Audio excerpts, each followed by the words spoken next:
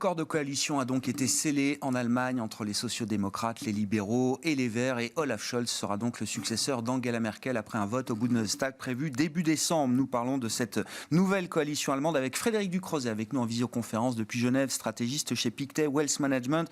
Bonjour et bienvenue Frédéric. Quand on se place, alors évidemment sur le plan de la stratégie de marché, de l'investissement, qu'est-ce qui peut nous intéresser dans cette nouvelle coalition? On pense bien sûr au sujet budgétaire, financier, mais d'autres sujets également sont importants à regarder, côté transition écologique, et puis les sujets européens. Est-ce que l'Allemagne d'Olaf Scholz sera une Allemagne leader sur le plan des sujets d'intégration européenne? Quels sont les commentaires et les remarques qui vous intéressent ce matin, Frédéric, à ce sujet? Mais effectivement, tous ces sujets que vous évoquez sont importants pour l'économie allemande, pour l'économie européenne, pour les marchés européens. Et je pense qu'il faut rappeler un point important qui distingue l'Allemagne d'autres pays de ce point de vue-là. D'abord, les négociations ont été relativement rapides pour des partis qui, sur certains points, avaient des désaccords relativement profonds. Donc c'est plutôt d'abord une bonne chose d'y arriver relativement rapidement.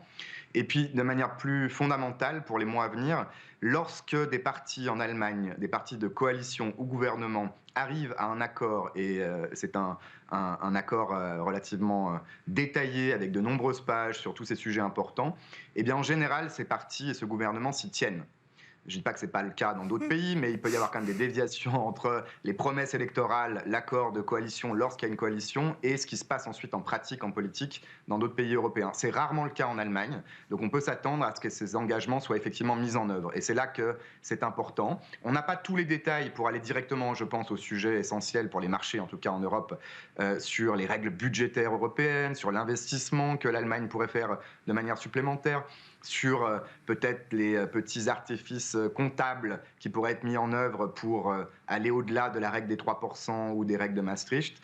On a suffisamment d'ambiguïté pour que ce qui est aujourd'hui dans les prix de marché, cet espoir d'une politique budgétaire allemande et européenne plus supportive, en soutien de la croissance européenne, soit effectivement mise en œuvre dans les mois qui viennent. Et je pense que c'est là l'espoir central. Il y a plein de détails à discuter, plein de flou encore dans certaines dimensions de la politique allemande. Mais l'essentiel, je pense, c'est qu'il y a suffisamment d'ambiguïté constructive, pour prendre un terme de la Banque centrale, pour que les marchés s'en satisfassent. Et ça veut dire, Frédéric, sans le dire, sans remettre en cause évidemment le frein constitutionnel à la dette en Allemagne, je crois que ce n'est pas du tout le sujet, mais vous dites qu'il y a techniquement de la place, des marges de manœuvre pour que l'Allemagne soit peut-être un peu plus expansive sur le plan budgétaire, un peu plus en soutien aussi peut-être des politiques budgétaires européennes au sens large.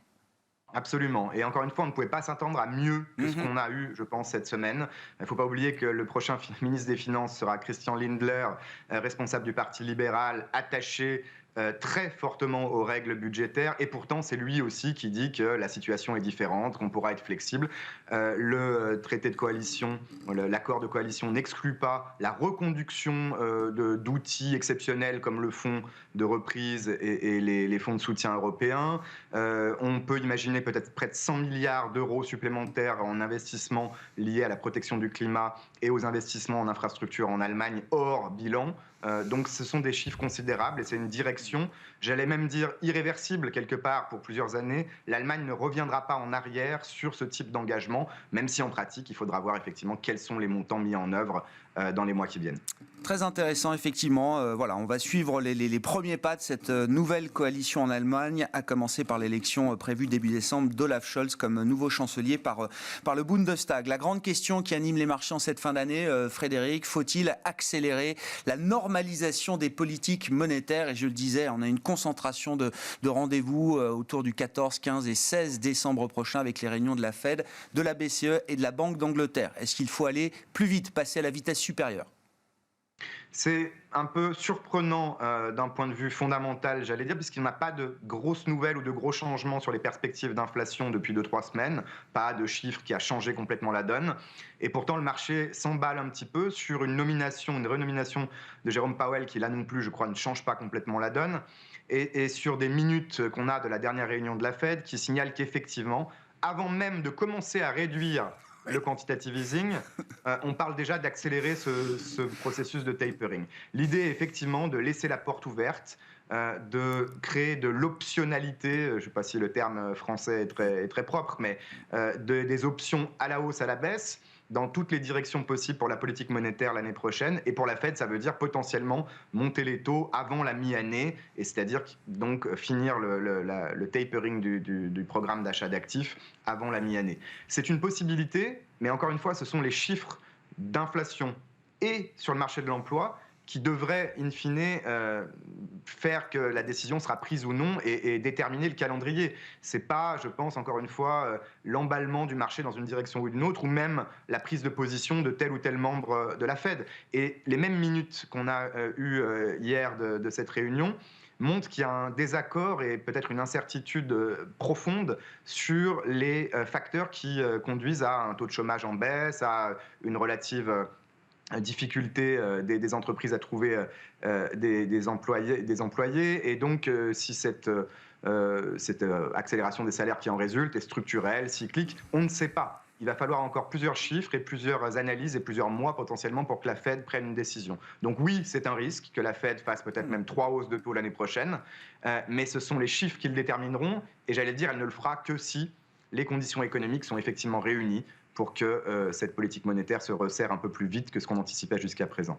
Si on est dans une phase beaucoup plus tactique, là, en termes de politique monétaire, aussi bien d'ailleurs du côté de la Fed que du côté de la Banque Centrale Européenne, peut-être Frédéric, on est dans cette phase où on gère les options, on gère le risque, une phase de risk management pour les banques centrales. Ça veut dire qu'on n'aura peut-être pas toutes les réponses qu'on aimerait avoir à l'occasion des réunions de décembre ?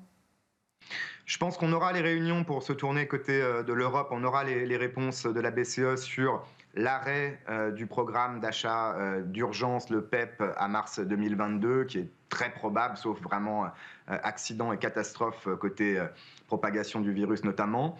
On aura également une décision sur l'autre programme d'achat d'actifs, l'APP régulier, qui sera, j'espère, je pense, toujours augmenté légèrement pour justement réduire et gérer ces risques dans la transition.